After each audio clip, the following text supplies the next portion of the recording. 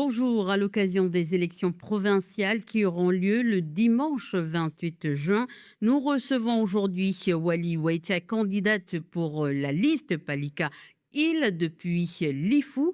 Wali Waïtia, bonjour. Bonjour. Alors, même s'il y a énormément de sujets qui sont à traiter dans les îles Loyauté, quelle sera la priorité pour vous à traiter dans les îles? Peut-être que rappeler simplement les enjeux de ces élections provinciales, c'est que la liste Palikaïl s'inscrit dans la trajectoire qui mène vers la pleine souveraineté par la continuité de l'accord de Nouméa et par la recherche d'un accord de transition pour préfigurer de la souveraineté en partenariat avec la France, mais pas que. Et parce que c'est le seul gage également de paix durable, la garantie du développement et de stabilité du pays. Ensuite, on s'inscrit aussi également dans ces élections parce que nous travaillons pour l'intérêt général en portant les politiques publiques, en priorisant trois secteurs prioritaires donc, et avec deux préalables quand même à ce programme, c'est l'apurement de la dette, parce que ça nous permettra de dégager une marge de manœuvre financière justement pour une mise en œuvre efficiente de ces politiques publiques, et puis une gouvernance plus rigoureuse, une gouvernance optimisée, avec une gouvernance collégiale, sachant que la province des îles se situe sur des terres qui sont à 98% relevant du droit coutumier. Alors, Donc les trois on va secteurs revenir hein, prioritaires. sur des points précis que vous êtes en train d'évoquer là. Justement, vous parliez de cette dette. Alors, le déficit de la province, le blocage des aérodromes sont des faits qui ont marqué la mandature, là, qui va s'achever. Un bilan qui pourrait fragiliser vos opposants. Est-ce que c'est une occasion pour vous de gagner des voix? En tout cas, notre enjeu, là, c'est d'être présent dans ces élections provinciales pour les deux enjeux que je vous ai répétés tout à l'heure, parce qu'on a une vision politique et un projet politique à porter, de souveraineté en partenariat, et puis pour porter des politiques publiques en faveur de l'intérêt général de la population des îles. Ce sont les enjeux pour lesquels nous sommes là présents. Et donc, bien sûr, au niveau de nos axes prioritaires, c'est la santé, bien sûr. Et puis, le transport, vous avez évoqué le problème de transport que nous connaissons. Là, les problèmes sont exacerbés là, en ce moment, mais c'est un problème récurrent en province des îles. Et puis, bien sûr, la jeunesse et l'éducation. Sachant que nos candidats s'engagent sur tous les secteurs. Mais là, je viens de vous évoquer les trois secteurs prioritaires de notre programme. Alors justement, vous parliez à l'instant de santé. La situation sanitaire est très critique en Nouvelle-Calédonie et même dans les îles. D'ailleurs, un débrayage a été organisé aujourd'hui à Maré. En ce moment, la population de Lifou est dirigée vers Oué. Alors, quelle stratégie allez-vous proposer pour débloquer la situation?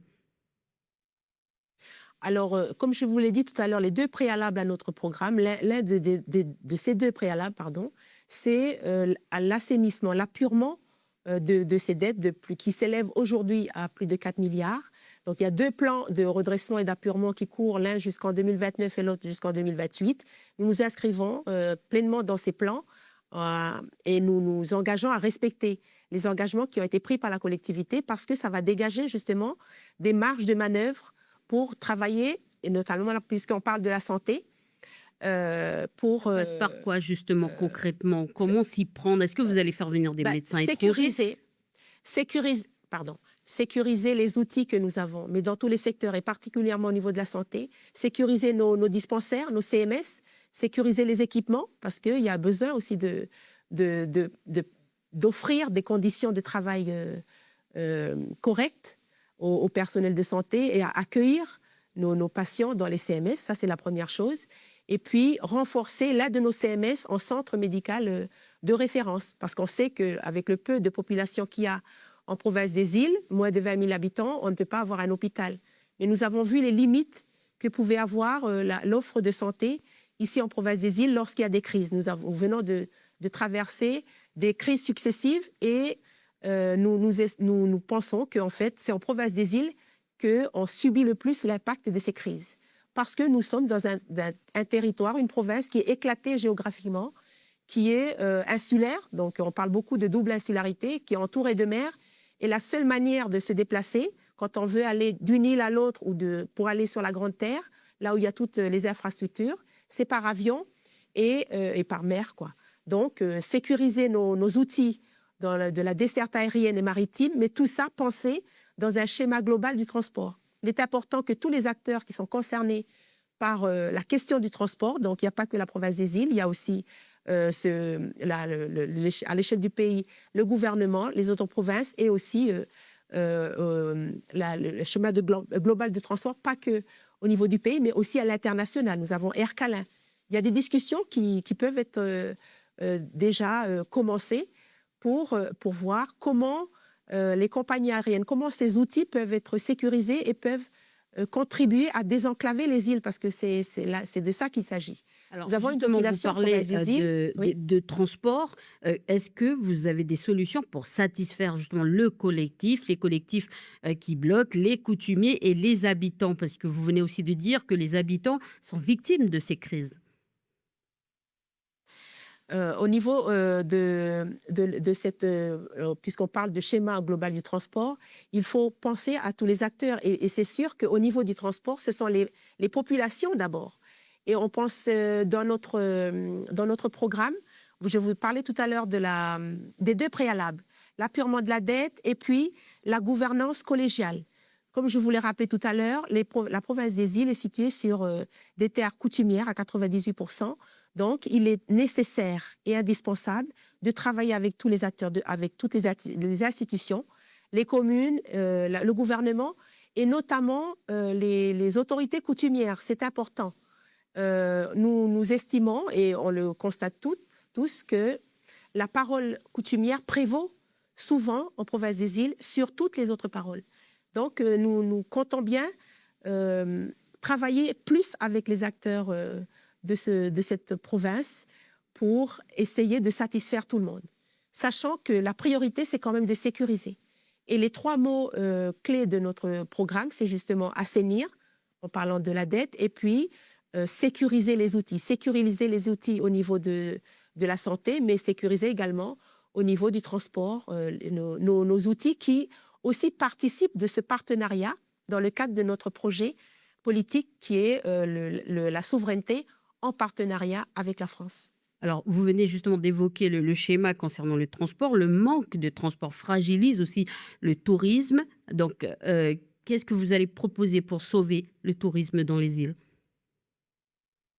Vous avez bien bien fait de parler du fait que le transport conditionne la réussite de tous les secteurs. Là, vous avez parlé du tourisme, mais quand il n'y a plus de transport, quand il y a eu, pas que en ce moment où on connaît les difficultés de transport, mais on a eu aussi pendant les événements de 2024, c'est que tout s'effondre en province des îles lorsqu'il n'y a plus de transport, parce que tout dépend énormément du transport. Donc, je parlais tout à l'heure de sécuriser. Eh bien, il y a déjà des infrastructures en province des îles qui sont gérées par la SODIL, qui est notre bras économique, et qui doivent être sécurisées. Il y a des rénovations à faire, il y a des adaptations à faire au niveau des structures hôtelières qui existent déjà, mais sans le transport, sans cette condition, on ne va pas y arriver. Parce que nous avons aussi une population en province des îles qui vit majoritairement de l'agriculture vivrière, d'autosubsistance, et qui ne peut pas se substituer à la clientèle touristique qui viennent faire vivre nos structures hôtelières. Alors, Ensuite, oui. Wally Wecha, parlant justement de l'exode avec la crise qu'a connue la Nouvelle-Calédonie, la fermeture de l'île du Nord, les émeutes de 2024, certaines personnes se retournaient dans les îles. Est-ce que c'est une opportunité pour les îles ou un handicap? Comment les accompagner à lancer, par exemple, des projets dans les îles? Alors oui, il y a, par exemple, le chiffre qu'on on peut confirmer là, c'est que après les émeutes, nous avons eu plus de 500 élèves de la province des îles, donc qui sont originaires de la province des îles, qui étaient scolarisés sur Nouméa, qui sont revenus dans les tribus. Donc il a fallu s'adapter, même au niveau éducatif, mais au niveau économique, il y a des aides aussi, un accompagnement de la province des îles. Et bien sûr que nous avons des moyens qui sont limités. On l'a évoqué tout à l'heure.